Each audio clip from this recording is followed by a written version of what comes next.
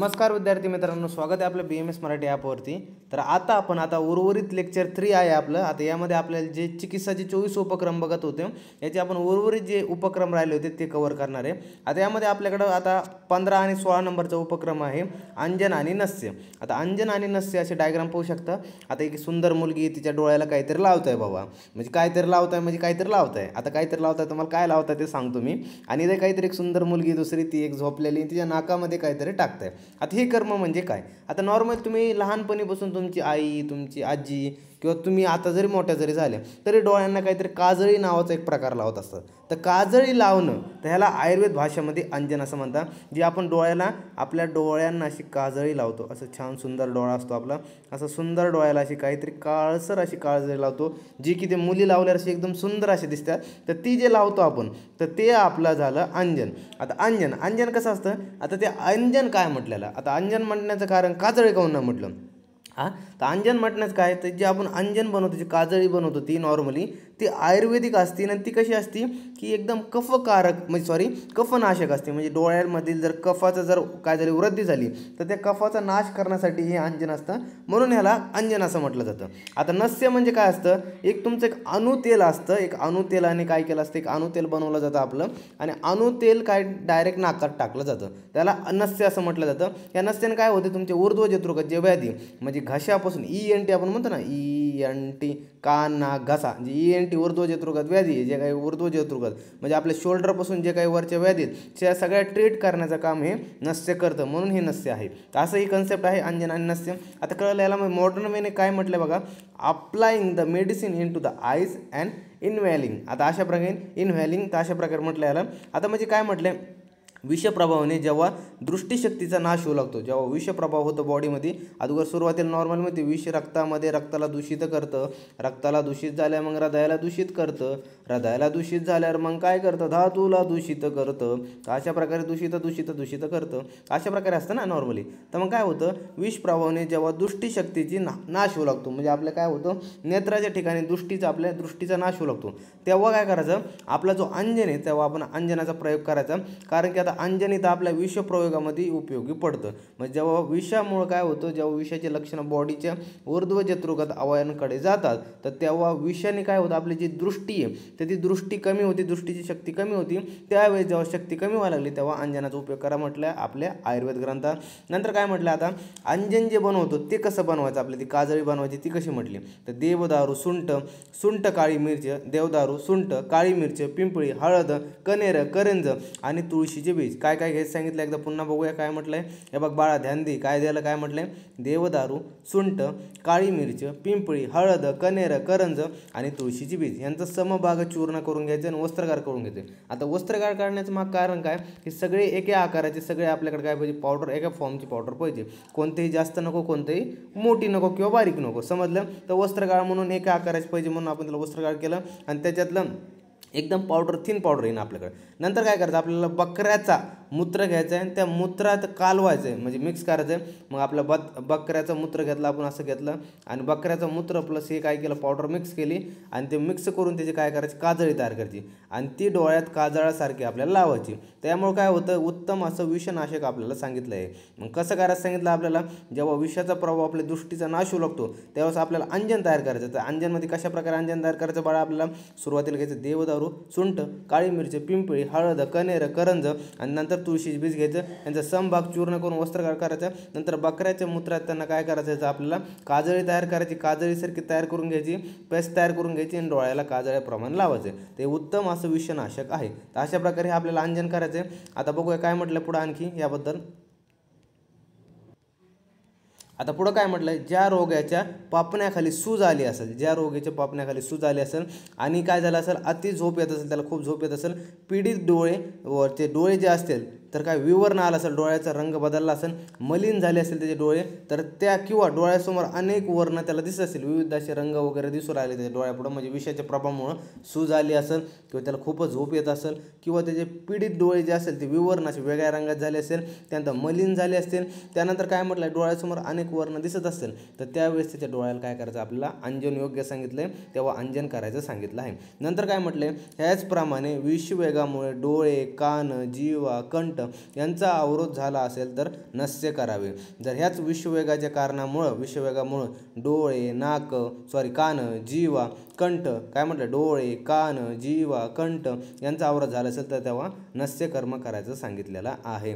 नंतर पुढे काय म्हटले त्यासाठी नस्य कर्मासाठी बृहतीचं बीज घ्या इडलिंबूच्या मुळाची साल घ्या बृहतीचं बीज घ्या इडलिंबूच्या मुळाची साल घ्या आणि ज्योतिषमतीच्या काय म्हटलं ज्योतिषमतीच्या वस्त्रगाळ चूर्णाने नस्यकरण करावे आपल्याला सांगितलं आहे। आपल्या 3 वस्तू घ्यायची तर बृहतीचं बीज घ्यायचं इडलिंबूचं आपल्याला मुळाची साल घ्यायचं आणि ज्योतिषमती घ्यायचं आपल्याला या सगळ्यांचे चूर्ण तयार करून घ्यायचं आणि वस्त्रगाळ तयार करून घ्यायचं आणि शेवटी आपल्याला नस्यकर्म हे करायचं सांगितलेलं आहे। मग ह्या नस्यकर्माने आपलं काय होतं जे विषयाचा प्रभाव आहे तर ते विषयाचा प्रभाव काय होतो नाहीसा होऊन जातो। अशा प्रकारे आपलं हे अंजन आणि नस्य होतं। आता पुढं बघा काय म्हटलंय आता पुढे येतं आपल्याकडे लेह कल्पना ही आपल्या रसशास्त्रामध्ये तुम्ही चांगल्या प्रकारे शिकणार आहे। लेहला अवलेह आपण ह्याला असं म्हणत असतो अवलेह याला लेहला म्हणत असतो लेह यालाच म्हणतो। आता लेह म्हणजे काय की नॉर्मली काय होतं पूर्वीच्या काळात काय होतं जे आपल्या ऋषीमुनींनी काय केलं की अशी म्हणजे औषधी निर्माण की औषध तयार केलं होतं जे चाटून खाण्यासाठी योग्य असतील। आता काय होतं नॉर्मली जेव्हा विषाचा बॉडीवरती इफेक्ट होतो असा मनुष्य असतो नॉर्मली बॉडीमध्ये विषाचा जर इफेक्ट झाला तर काय होतं त्याचे जे घसा असतो तर घसा काय होतं नॉर्मली कोरडा पडतो म्हणजे कोरडा पडला त्याच्यात काय होतं एकदम कोरडा पडतो आणि जो काही तो इनटेक करतो म्हणजे खाण्याचा प्रयत्न करतो त्याच्या गळ्याच्या खाली तो उतरत नाही। मग गळ्याच्या खाली उतरत नाही मग त्या ठिकाणी काय करायला लागतं आता नॉर्मली त्याला जर औषध द्यायचं म्हटलं औषध तर घ्यावं लागेल मग औषध तर जर म्हणजे गळ्याच्या खाली उतरणार नाही घसा कोरडा पडला पाणी तर त्याला देऊ शकत नाही पाण्यामुळे विषाचा जास्त हे होऊ शकतो मग काय करता येईल बाळा आपल्याला मग अशा वेळी आपल्याला लेह कल्पनाचा यूज पडतो अवलेहचा कल्पनाचा यूज पडतो। म्हणजे आपण काय करतो जे आपलं औषधी वगैरे असेल ना औषधी मध किंवा घृताबरोबर मिक्स करून आपण त्याला देतो त्यामुळे काय होतं त्याचं काय होतं एक चाटण पद्धतीने म्हणजे आपण काय होतं त्याचं चाटण पद्धतीने होतं म्हणजे ते काय जे असं आपल्याकडे जे विषाच्या विरुद्ध आपण औषध देणार आहे त्याच्यात मध आणि घृत ॲड करतो आणि त्याला चाटायला देतो। जसं बघा हे बाळ कसं चाटत आहे छान प्रकारे आता वाटी चाटत आहे नॉर्मली औषधी धरा त्या जागी की औषधी जसं चाटतं ना तर त्याच प्रकारे तुम्हाला औषधी चाटायला लागते की अशा प्रकारे चाटणं आणि चाटल्यामुळं काय होतं की एक लाळ वगैरे मुखामध्ये तयार होती आणि त्यामुळे ते व्यवस्थित असे कोरडा जरी घसा असला गाळा असला तर आरामशीर त्याच्या बॉडीमध्ये ते जातं आणि त्यामुळे त्याच्या विषाचा जो आहे नाश होऊन जातो। तेच आहे लेह म्हणजे अवलेह। आता बघा लेहन ह्याला सुद्धा म्हणतो आपण लेहला लेहन म्हणतो म्हणजे चाटणे हे म्हणतोय। आता हे बघा बाळ चाटत आहे आता बघा काय म्हटलं लेह किंवा अवले म्हणजे चाटून खाण्याचा पदार्थ विष प्रभावात गाळा कोरडा पडणे हे सामान्य बाबा आहे। तर विषाचा प्रभाव झाला बॉडीमध्ये काय होतं नॉर्मली गाळा कोरडा पडतो ह्याच्या शांतीसाठी औषध सुलभतेने गळ्याच्या खाली उतरण्यासाठी सहाय्यक अनुपान रूपातले ह्याचा उपयोग करतात। आता औषध तुम्हाला म्हटलं नॉर्मल जे आपण औषध घेणार आहे तर ते औषध गळ्याच्या खाली सुलभतेने म्हणजे चांगल्या एक सोप्या पद्धतीने उतरावं तर त्यासाठी आपण काय करतो अनुपान म्हणजे त्याच्या मागून आपण त्यामध्ये काय करतो की औषधी वगैरे त्यामध्ये मिक्स करून काय करतो चाटतो मग चाटल्यामुळे ते आरामशीर आपल्या इझिली गळ्याच्या खाली जातं। मग तेच म्हटलं ह्यासाठी मग आपण यूज काय करतो मधू किंवा आपलं घृत मधू म्हणजे मध आणि घृत म्हणजे आपलं तूप आपण ह्याचा यूज करतो जेणेकरून काय होतं आरामशीर आपला जो औषधी द्रव्य ते आपण चाटून काय करतो खाऊन घेतो त्यामुळे जो औषधी ते आपल्या शरीरात जाते आणि त्यामुळे ज्या विषाचा नाश येतो एकदम व्यवस्थित होतो। ध्यानात ठेवा हा बाळ तुम्हाला लेह कल्पना ध्यानात बसून देणे ह्या डायग्रामवरती लेह म्हणजे चाटून खाणं तर समजलं हे आपलं आहे लेह। तुम्ही अवलेह रसशास्त्रामध्ये शिकणार आहे तर तेच अवलेह म्हणजे लेह कल्पना म्हणजे तेच एक प्रकारे आहे। तर बघूया पुढे आणखी काय म्हटले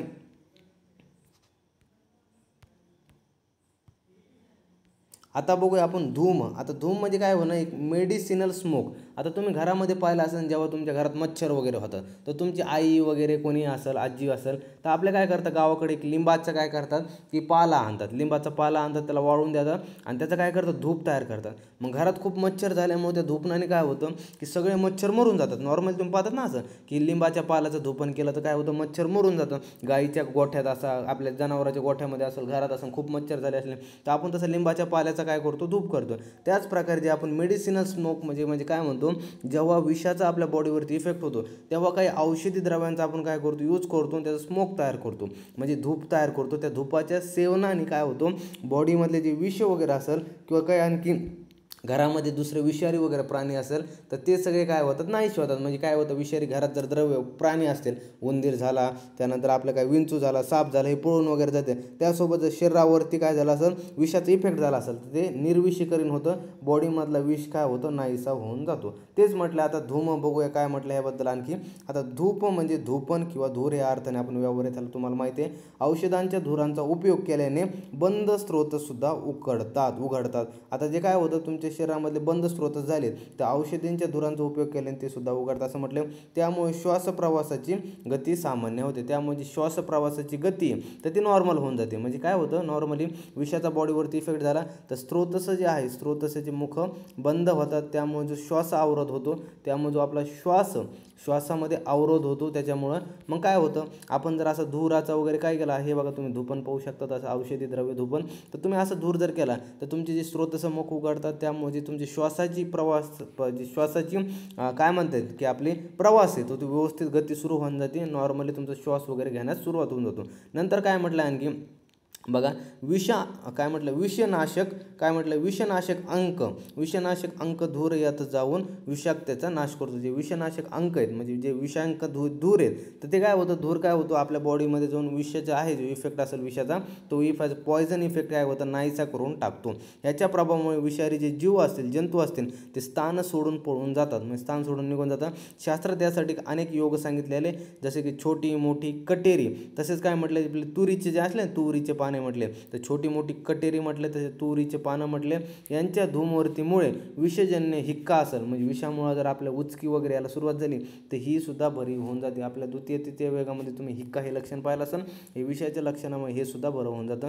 नंतर काय म्हटलं, खस लाख, हे ध्यानात ठेवा, हे IMP बरं खायचं. खस लाख, श्वेतपारिजात, तेजपानं, गुगुळ, बिबा, अर्जुनाची फुले, त्यानंतर राळेचा दूर का खोलीतील प्रत्येक भाग हे निर्विष करतात. हे काय, जर खोलीत प्रत्येक भाग असेल ना, आता हे काय होतं नॉर्मली, जर कुठं कोणत्या खोलीमध्ये जर एखादा काय म्हणतात की इफेक्ट झाला असेल पॉयझनचा वगैरे, तर ते तर काय करतात, ते खसा असेल, लाख असेल, श्वेतपारिजात असेल, तेजपान असेल, गुगुळ, बिबा, अर्जुनाची फुले, राळेचं धूर वगैरे ह्यांचा आपण इत्यादीच काय केला, धूर करून जर खोलीत केला तर प्रत्येक रूममधला म्हणजे त्या रूममधला प्रत्येक भाग कसा निर्विष होऊन जातो. आणखी काय म्हटलं, जे साप, विंचू आणि उंदीर असेल, ते विषारी काय असेल प्राणी असेल झाले तर ते पळून जातात तिथून. तर अशा प्रकारे धूम होतं आपलं मेडिसिनल स्मोक होतं. तर समजलं. आता पुढच्याकडे जाऊया. आता बघूया प्रतिविष, याला अँटीडोट आहे. SAQला पेपरमध्ये मॉडर्नला ह्याला खूप वेटेज आहे. आता प्रतिडोट आपल्याला पाहिजे, एक स्पेशल कन्सेप्ट आहे अँटीडोट, ती आपल्याला सेपरेट म्हणजे पाहिजे पुढच्या व्हिडिओमध्ये. पण अँटीडोट ही ध्यानात ठेवा, सामान्य चिकित्सेमध्ये आपली उपक्रम ह्या अँटीडोट प्रतिविष म्हटलं जातं त्याला. यामध्ये काय म्हटलंय, जांगमविष स्थावर विषाचे, म्हणजे जांगमविष स्थावर विषाचं प्रतिविष आहे. ध्यानात ठेवा, जे जंगम म्हणजे काय आपलं जे प्राण्यापासून मिळतं, स्थावर म्हणजे आपले जे वनस्पतीपासून मिळतं किंवा धातू वगैरे त्यांच्यापासून मिळतं. जांगम विषय स्थावर विषयाचे आणि स्थावर विषय जांगम विषयाचे प्रतिविष आहे. ध्यानात ठेवा, VVIMP पेपरमध्ये MCQ फिक्स दिसणार तुम्हाला, हे लिहून घ्या आजपासून. नंतर काय म्हटलंय, आयुर्वेदात शब्द ह्याच अर्थाने प्रयुक्त झालाय. आयुर्वेदात ह्याच अर्थाने शब्द प्रयुक्त झालाय. संहितामध्ये विषाक्ततेचा असाध्य अवस्थेतील अंतिम उपाय म्हणून जांगम विषयुक्त प्राण्याला स्थावर विष म्हटले. आता हे VVIMP खालच्या कन्सेप्ट आहे बरं, हे तर मी तुम्हाला सेपरेट पेनाने दाखवतो. हे काय म्हटलं, संहितेमध्ये विषाक्ततेचा असाध्य असेल एखादा तुमच्याकडं, म्हणजे काय म्हटलं, एखादा पेशंट असेल ते असाध्य, त्याच्या बॉडीमध्ये खूप सारं विष वगैरे गेलं आहे आणि आता एक एक्स्ट्रीम कंडिशनला गेलं आहे, तर ते अंतिम उपाय म्हणून काय करलं जातं की आता स्थावर विष म्हणजे काय झालं, त्याला नॉर्मली काही एखाद्या आपल्या वनस्पतीपासून म्हणा किंवा काहीपासून म्हणा की त्याला काय झालं असेल की असंही झालं असेल, नाही सॉरी जांगमिष म्हणजे त्याला आपण सर्पदंशच पाहतो नाही तर नॉर्मल विष, तर सर्पदंशच पाहतो आपण इथं. तर सर्पदंशाचं त्याला काय झालं असेल की सर्पदंशामुळे बॉडीमध्ये एकदम एक्स्ट्रीम लेवलचे काय झाले असेल लक्षण दिसायला लागले, इफेक्ट दिसायला लागले. मग त्यावेळेस कंडिशनला आपण काय करतो, त्याला स्थावर विष देतो. तेच म्हटलेलं आहे की बघा, अंतिम उपाय म्हणून जांगमिषयुक्त प्राण्याला स्थावर विष आपण तिथे देतो. म्हणजे एकदम काय झालं असेल, साप चावला एखाद्याला, खूप एक्स्ट्रीम लेवलची कंडिशन आहे, तर त्या कंडिशनला आपण काय करतो, त्याला स्थावर विष देतो, म्हणजे त्याचा अँटीडोट देतो. आणि काय म्हटलं, स्थावर विषयाचा असाध्य एखादा पेशंट असेल तर त्यावेळेस आपण काय करतो, स्थावर विषयाचा एखादा असाध्य, एखाद्याला काय झालं असेल की जे आपले वनस्पती असू द्या किंवा एखाद्या धातूपासून वगैरे त्याला विषबाधा झाली असेल, तर त्या कंडिशनला आपण काय करतो, डायरेक्ट त्याला सर्पदंश काय करतो मग डायरेक्ट काय आणतो, त्याला जर स्थावर विषयाचा काय झालं असेल बॉडीवरती इफेक्ट झाला असेल तर डायरेक्ट त्याला सर्पदंश आपण करतो. त्यामुळे त्याच्या बॉडीमधले जे लक्षण आहे ते डायरेक्ट नाहीसे होऊन जातात. अशा प्रकारे पूर्ण प्रतिविष होतं.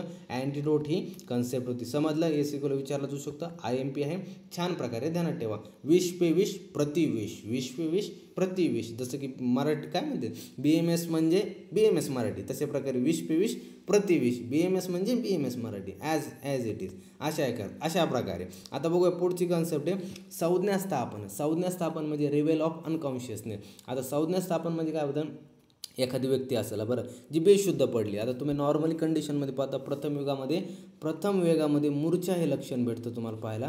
आता मूर्छामध्ये काय होतं, चक्कर येऊन पडणं, तर तेच अनकॉन्शियस येऊन पडणं. तर त्याला काय करणं आपण कॉन्शियसमध्ये आणणं, अनकॉन्शियसचं कॉन्शियसमध्ये आणणं, म्हणजे तो काय होणं एकदा संज्ञा त्याची स्थापन करणं.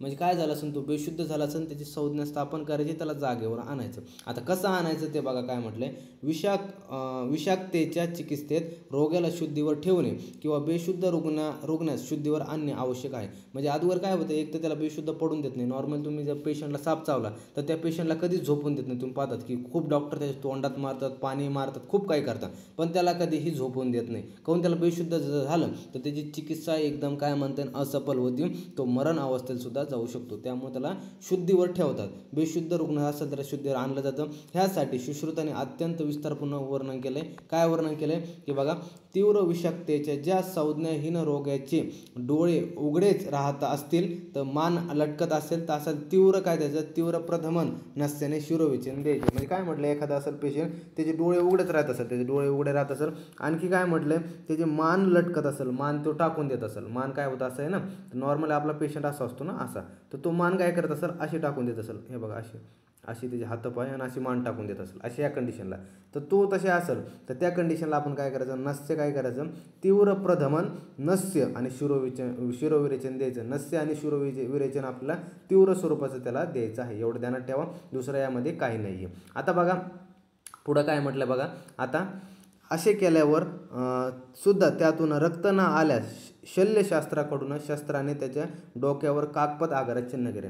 असं करून पण आता काय केलं आपण, काय केलं विरेचन वगैरे केलं आणि त्याचं काय नस्य वगैरे केलं, पण त्याचं दूषित रक्त जर बॉडीच्या बाहेर नाही निघलं तर मग त्याच्या काय करायचं, त्याच्या शिराच्या ठिकाणी म्हणजे त्याच्या आपल्या डोक्याच्या ठिकाणी काय करायचं, काकपद आकाराचं कावळ्याच्या पायाच्या आकाराचं काय करायचं, आपले चिरा द्यायचा, कट घ्यायचा आणि त्यातून रक्त बाहेर काढायचं. त्यातून रक्तस्त्राव होईल, आपल्याला रक्त काढायचं. नंतर काय होतं, रक्त जर निघलं त्यातून त्या वर्णातून रक्तयुक्त म्हणजे काय म्हटलं, रक्तयुक्त चर्म किंवा मांस किंवा त्याबरोबर चमड्याचा कषाय किंवा कल्क ठेवा. आता जिथं ते रक्त निघले त्या ठिकाणी आपल्याला आपण कट घेतलं ना, तिथं आपल्याला काय करायचं, रक्तयुक्त चर्म. आता चर्म म्हणजे काय म्हटलं आपल्याला, चमडा. तर काय रक्तयुक्त चमडा किंवा मांस म्हटलंय किंवा काय म्हटलंय चमड्याचा कषाय. आता चमड्याचा कषाय एक म्हटलेला आपल्या. त्यानंतर काय म्हटलं, कल्क आपण इथं ठेवायचा आहे त्याच्या कुठं, डोक्याच्या ठिकाणी जिथं आपण इन्सिजन कट घेतलाय. नंतर काय म्हटलंय, रोग्याजवळ नगारा. आता नगारामध्ये तुम्ही पाहिलं असेल पिपाणी जेव्हा नाही का युद्ध वगैरे सुरू व्हायचं, असं पुम पुम पुम पुम पुम पुम अशा टाईपमध्ये की कशी असते ती नगारा, की थांबा एक मिनटं माझ्या लक्षात आणून द्या, अशा टाईपमध्ये असते ती नगारा. हां तुम्ही पाहता ना असं की असा माणूस असतो पू पू पू पू पू, मग युद्धाला आक्रमण सुचलं की युद्ध सुरू झालेलं आहे किंवा आक्रमण झाले तर त्या प्रकारे आपल्याला नगारा वाजवायचा असतो. कसा वाजवायचा असतो इथं सांगितलेलं आहे. बघा मग पुन्हा करतो मी, आपल्याला खूप छान डायग्राम येते बरं काढता. आपल्या डायग्रामचा नाद करायचा नाही, नाद करती काय. हां जाऊ द्या, जमलंय, येतं एवढं पण नाही, जमतं छान जमतं, एवढं नाही हसायचं काही नाही त्याच्यात, लगे एवढं नसतंय लगे हसायला लागले, जमत असते. शिकता शिकता माणूस शिकत असतो. माणूस हा आईच्या पोटातून कधीच शिकून येत नसतो, शिकत असतो, शिकता शिकता शिकत असतो. आता चला बघा काय म्हटलं, रोग्याजवळ नगारा आणि त्यावर अगदाचा आपल्याला काय करायचं, अगद म्हणजे आपलं जे अँटीडोट आहे, अँटीडोटचं आपल्याला काय करायचं, लेप लावायचा आहे. म्हणजे काय करायचं, रोग्याजवळ आपल्याला नगारा आणायचा आहे, म्हणजे तो आपला पिपाणी आणायची आणि त्यावर काय करायचं आपल्याला अँटीडोटचा लेप लावायचा. नंतर काय म्हणणं आहे, आणि आपल्याला ते वाजवायचं, जोरजोरात वाजवायचं आहे. त्यामुळे काय तो चेतना आल्यावर त्याला वमन आणि विरेचन द्यायचे. पेशंटला जर चेतना आली, आता अनकॉन्शियस आहे ना, बेशुद्ध आहे, तर मग त्याला काय करायचं, जर उघडला ते डोळे वगैरे उघडले तर त्याला वमन आणि पहिलं विरेचन द्यायचं, कारण की त्याच्या बॉडीमधलं विष काढायचं आपल्याला. आणि नंतर काय म्हटलं, अत्यंत दुर्जन विषयाला पूर्णपणे हे सुद्धा काढून टाकावे. म्हणजे अत्यंत काय म्हटलंय, दुर्जन विषयाला पूर्णपणे काढून टाकावे म्हटलं. वमन विरेचन देऊन बॉडीमध्ये जे विष आहे तर पूर्ण बाहेर काढून द्यायचं सांगितलेलं आहे. नंतर काय म्हटलंय, त्याचा थोडा देखील अंश राहिलाच पुन्हा वेग पुन्हा येऊ शकतो बॉडीमध्ये. जर थोडं जर राहिलं त्याचा अंशमध्ये पुन्हा बॉडीमध्ये वेग येऊ शकतो. नंतर किंवा शैथिल्य किंवा काय म्हटलं बघा, शैथिल्य म्हणजे विकनेस जर बॉडीमध्ये आली, विवरणता म्हणजे बॉडीचा कलर चेंज झाला, ज्वर आला असेल, ताप आला असेल, कास म्हणजे खोकला आला असेल, शिरोरोग आला असेल, डोकं जड पडलं असेल किंवा शोफ वगैरे झाला असेल किंवा काय म्हटलं आणखी तर एक मिनटं दिसत नाही आहे, त्यानंतर तिथं शोप आलं आहे, तेच पुन्हा आलं आहे, शोप आलं आहे, प्रतिशायम आलं आहे. त्यानंतर काय म्हटलं, तिमिर आलं आहे, म्हणजे डोळ्यापुढं वेगवेगळे त्याला दिसायला लागलं आहे. त्यानंतर आरुची तोंडाची चव वगैरे राहिली नाही. इत्यादी वर्ण जर उत्पन्न, इत्यादी लक्षणं रोगामध्ये उत्पन्न झाले, म्हणजे इत्यादी रोग जर उत्पन्न होऊ शकतात, पण त्यांची दोषानुसार चिकित्सा करायला सांगितली. इत्यादी लक्षणं त्याच्या बॉडीमध्ये दिसले तर आपल्याला दोषाची अधिक तपायची, ह्याच्या बॉडीमध्ये कोणत्या दोषाचे, म्हणजे त्यावेळेस ज्वर आहे तर पित्त आहे, खोकला आहे, कास आहे तर कफ आहे, शिरोरोग आहे तर शिरोरोग नॉर्मली काय असतो आपला शिरोरोग पाहायला गेला तर काय पित्ताची वाताची कफाचे काय ते तुम्हाला झालं ना. महारोग अध्याय 20वा अध्याय स्वतः मी शिकवला. शिरोरोग आहे त्यामध्ये जाऊन बघा.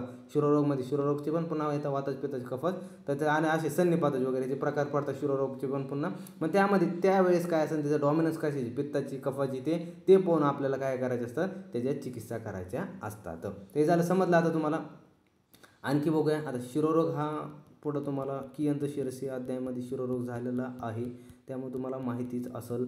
आता बघूया पुढं काय म्हटलं आहे. एक मिनटं. आता येतं मृत संजीवन. एकदम हाय कॉन्सेप्ट आहे बाई. हे संजीवनीचं नाद करायचं नाही बरं. मृत संजीवनी आपल्या वर्गातली संजीवनी नाही बरं, मृत संजीवनी म्हणतो मी, मृत संजीवनी. आता ही सिद्धी माहिती आहे का, आपले जे राक्षसांचे आचार्य होते, कोण आचार्य होते, जे आपले आचार्य शुक्राचार्य. मी तुम्हाला प्रश्नच विचारणार होतं पण माझ्याच मुखातून उत्तर गेलं, पण विचारणार होतं बरं का, खरंच विचारणार होतं की जे राक्षसांचे गुरु कोण होते, ते कोण होते, शुक्राचार्य. आता हे काय होतं, देवांकडून एक वरदान होतं. तुम्हाला एक नॉर्मल कन्सेप्ट माहीत असेल, जेव्हा विष आणि काय म्हणतात आपलं, जेव्हा अमृताची उत्पत्ती झाली, जेव्हा आपण फर्स्ट लेक्चरमध्ये पाहिलं की बॉडीमध्ये विषाची उत्पत्ती पाहिली होती ना, तर त्यावेळेस पाहिलं आपण अशा प्रकारे काय होतं की जेव्हा सागर मंथन झालं, आपलं समुद्र मंथन झालं, तेव्हा आपले काय झालं, अमृत आणि विषाची उत्पत्ती झाली होती. सुरुवातीला विषाची उत्पत्ती झाली, नंतर अमृताची उत्पत्ती झाली. नॉर्मल माहिती आहे तुम्हाला. तर त्यावेळेस काय केलं, जे आपले भगवान श्री विष्णू होते त्यांनी काय केलं, देवांमध्ये काय केलं त्यावेळेस कोणाचा अवतार घेतला होता माझ्या लक्षात नाही, अवतार घेतला होता त्यांनी. त्यावेळेस त्यांनी लेडीजचा अवतार घेतला होता, त्या नाव लक्षात येत नाही माझ्या. पण त्यावेळेस त्यांनी काय केलं की देवांमध्ये सगळं अमृत वाटून टाकलं होतं. देवांमध्ये सगळं अमृत टाकलं होतं आणि देवांना काय केलं, मग ते अमृत वाटून गेल्यामुळे शिवजींनी विष घेतलं होतं. शिवजींनी काय केलं, विष काय केलं होतं की घेतलं होतं, म्हणजे स्वतः त्यांनी काय केलं, जगाच्या हितासाठी कल्याणासाठी विष प्राशन केलं आणि देवांना अमृत दिलं होतं. कोणी, भगवान विष्णू यांनी. मग काय झालं, राक्षस नाराज झाले. राक्षसाचे गुरु होते बरं, सगळ्यात हुशार गुरु होते, मानावं लागेल खरंच गुरु होते. त्यांचे गुरु होते कोणते, शुक्राचार्य. आता शुक्राचार्य एवढे हुशार ऋषी बरं, शुक्राचार्यात नाद करायचं नाही, एवढे हुशार ऋषी आहे राक्षसांचे. यांनी काय होतं माहिती आहे का,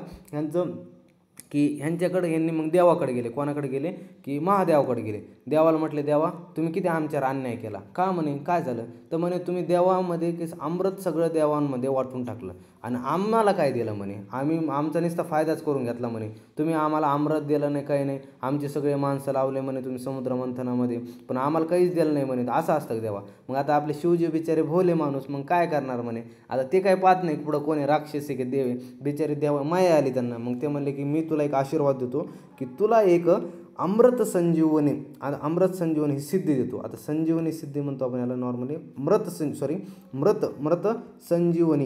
संजीवन किंवा संजीवनी आपण याला सिद्धी म्हणतो.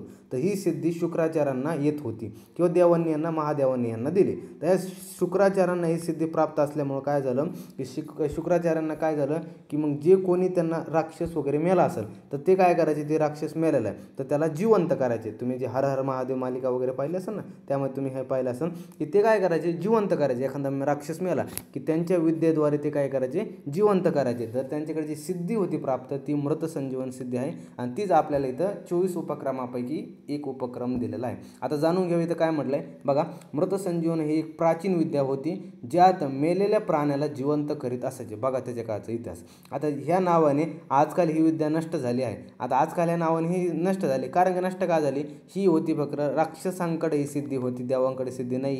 देवाकडे कधी सिद्धी नव्हती, फक्त राक्षसाकडेच सिद्धी होती. देव गेले ती सिद्धी शिकायला, पण देवांना सुद्धा जमलं नाही ती सिद्धी शिकायला, कारण की फक्त सिद्धी आचार्य शुक्राचार्यांना येत होती. नंतर काय म्हटलं, एका अगदाचा याचा औषधी योगचा उल्लेख आहे। आता एका आघाताचा औषधी योग म्हणून याचा उल्लेख आहे। नंतर काय म्हटलं आहे, या योगाला त्यांनी सगळ्या प्रकारच्या विषविकार, अनिष्ट प्रभाव आणि अकाल मृत्यूला जिंकणारा व दीर्घायू जिंकणारा योग म्हटलं आहे। म्हणजे काय म्हटलं आहे, एक आघात आहे। आता एक आघात म्हणजे काय म्हटलं आहे, आता शास्त्रांमध्ये एक आघात आहे म्हणजे अँटीडोट आहे। तर अँटीडोटचा एक आपल्याला उल्लेख पाहायला मिळतो, त्या अँटीडोटला योग असं म्हटलं येतं। आता ते अँटीडोटचा हे सगळ्या प्रकारचे जे विषविकार आहे, त्यानंतर अनिष्ट प्रभाव असतील, विषविकार असेल किंवा विषाचे अनिष्ट प्रभाव असतील आणि अकाली मृत्यू असेल त्यांच्यावर जिंकणारा म्हणजे मृत्यू न येऊन देणारा, त्यासोबत दीर्घायू देणारा हा आपल्याला अँटीडोट आहे। म्हणजे आपलं आयुष्य वाढवणारा हा आघात आहे, कोणता मृत संजीवनीमध्ये म्हटलेला आहे। नंतर काय म्हटलंय, विषय चिकित्साच्या संदर्भात एक प्रयुक्त संवाहनाचा, आता संवाहनाचं म्हणजे एक काय करणं, वाहन, संवाहन म्हणजे काय होणं, एक ट्रान्सफर होणं एक अर्थाने, की संवाहनाचा अर्थ आहे की संवाहनाचा अर्थ काय येतो, तर मणी, रत्न किंवा कांसाला स्पर्श करणे, ते आपल्या संवाहनाचा अर्थ येतो। काय म्हटले, विषय चिकित्सेच्या संदर्भात जे प्रयुक्त संवाहने, संवाहनाचा अर्थ हे ध्यानात ठेवा, विषय चिकित्सेच्या संदर्भात जे प्रयुक्त संवाहने याचा अर्थ काय होतं, एक मणी, रत्न किंवा कांस, जे आपले कांसाला जे स्पर्श करणे। आता तुम्हाला कांस एक धातू पाहायला मिळणार आहे, जे आपल्या रसशास्त्रामध्ये कांस आहे, तर तुम्हाला एक धातू पाहायला मिळणार, तर त्याला स्पर्श करणे म्हणजे काय होतं, प्रयुक्त संवाहनाचा अर्थ आहे। प्रयुक्त संवाहन संवाहन संवाहन संवाहन थोडा हे होत असेल माझ्याकडून वाचण्यामध्ये, पण ध्यानात ठेवा, संवाहन, प्रयुक्त संवाहन, अशा प्रकारे हे अर्थ आहे याचा। म्हणजे त्याचा अर्थ काय होतो, मणी, रत्न किंवा कांसाला स्पर्श करणे। ध्यानात ठेवा, अशा प्रकारे आपलं मृत संजीवन कन्सेप्ट होती। आता पुढचे आपण 22वा उपक्रमकडे जाऊया, औषध, याला किंवा काय म्हणतो आपण, अँटीटॉक्सिक ड्रग। अँटीटॉक्सिक म्हणजे काय म्हटलंय, औषध किंवा प्रतिविष असं आपण म्हणजे विषाला काय करते, प्रति म्हणजे विरुद्ध देतील असे। आता औषध म्हणजे औषधी, आपण जेव्हा ते विषयाच्या संदर्भात येते त्याचा अर्थ आघात, म्हणजे आपण अँटीडोट घ्यायचा असतो। अँटीडोट घ्यायचं असं कळलं, अँटीडोट घ्यायचं असं। आता काय म्हटलं, औषध प्रशासनाची म्हणजे औषध मोड ऑफ ॲडमिनिस्ट्रेशन, औषध घेण्याचे 2 मार्ग सांगितले, मंत्रासह। आता एक नॉर्मल काय औषध काय करणं, मंत्रासह, सकाळी आपण पाहिलं ना की मंत्र उच्चारून काय करणं, की काय अरिष्टबंधन बांधणं, त्याच प्रकारे मंत्र उच्चारून औषध घेणं आणि दुसरं घेणं की मंत्राशिवाय औषधी घेणं, तर अशा औषधीचे प्रकार आहे। औषध म्हटलं नॉर्मल याचा अर्थ आघात येतो, आघात म्हणजे अँटीडोट, समजलं। आता पुढच्या कन्सेप्टकडे जाऊया। आता पुढे आहे आपल्याकडं प्रशमन। आता प्रशमन नावाचं नाही बघा ना, याचं काय, सुप्रेसिव्ह ड्रग्स याला किंवा दोष ॲलिवेटिंग, आता दोष ॲलिवेटिंग याचा अर्थ होतो। आता प्रशमन, आता नॉर्मली प्रशमन, शमन करणार, जे बॉडीमध्ये वाढलेले दोष, काय म्हणते, विषामुळे बॉडीमध्ये वाढलेले काय असतील, दोष असतील, तर त्यांना शमन करणं म्हणजे प्रशमन, तेच म्हटलं। आता ही कशी एक उपशामक उपचार सांगितलं। उपशामक म्हणजे काय होणं, की शामक, उपशामक, जे काय दोषाला त्या जागेवर कमी करून टाकतात, दोष बाहेर काढत नाही, फक्त त्या जागेवर कमी करतात। नंतर काय म्हटलं, विष उपद्रव स्थितीत देता येतो। एखादी जर विष उपद्रव स्थिती आली असेल, एकदम हायर स्टेज झाली असेल, बॉडीमध्ये विष उपद्रव झाला असेल, त्या स्टेजेसमध्ये आपण याला देऊ शकतो। तर आपला प्रशमन अशी 23वा उपद्रव होता, 23वा आपला काय होता, उपक्रम होता। आता 24वा उपक्रम बघूया, काय म्हटलं, आता प्रतिसारण। आता प्रतिसारण म्हणजे काय, rubbing with anti poisonous powder. आता तुम्ही नॉर्मल सकाळी जे पाहिलं ना आपण, जे आपण काय केलं, प्रतिसारण म्हणजे काय होतं, प्रतिसारण म्हणजे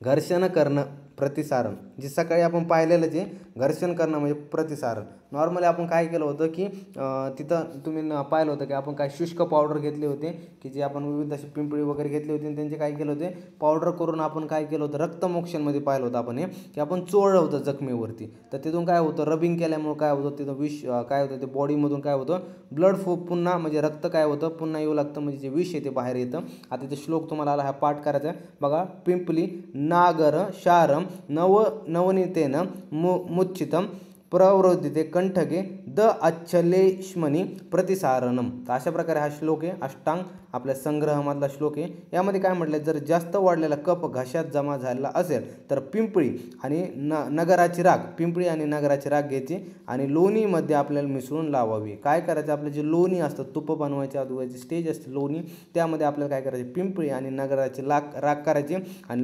लोणीमध्ये आपला म्हणजे तुपाच्या अगोदर, तूप कसं बनवतो आपण, लोणी घेतो, त्याला चुलीवरती गरम करतो, आपली अशी हे घेतो आणि चुलीवरती खालून आपण अशी अग्नी देतो आणि लोणी टाकतो, लोणी जेव्हा गरम होतो तेव्हा तूप होतं होतं.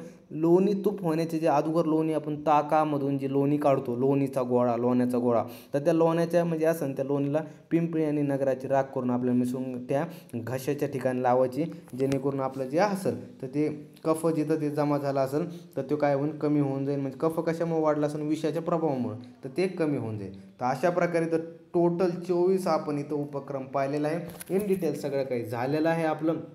सगळ्या कन्सेप्ट तुम्हाला क्लिअर असतील, सगळं काही व्यवस्थित शिकवलेलं आहे. या अशा प्रकारे तुम्हाला सगळं झालं असेल. 24 इथं आपले उपक्रम झालेले आहे. छान प्रकारे नोट्स काढून घ्या, याची PDF भेटून जाईल तुम्हाला. कसं वाटलं काय नाही मला मेसेज करा, कॉमेंट करा, सांगा काय नाही. आणि जे छान प्रकारे नोट्स करा, दुसरं काय नाही. यावर तुम्हाला LAQ SCQ पेपरमध्ये हमखास विचारला जातो, खूप सारे MCQ सुद्धा विचारले जातात. अशा प्रकारे इथं झालेले 24 चिकित्सेचे 24 उपक्रम. तर भेटूया पुढच्या व्हिडिओमध्ये, तोपर्यंत धन्यवाद.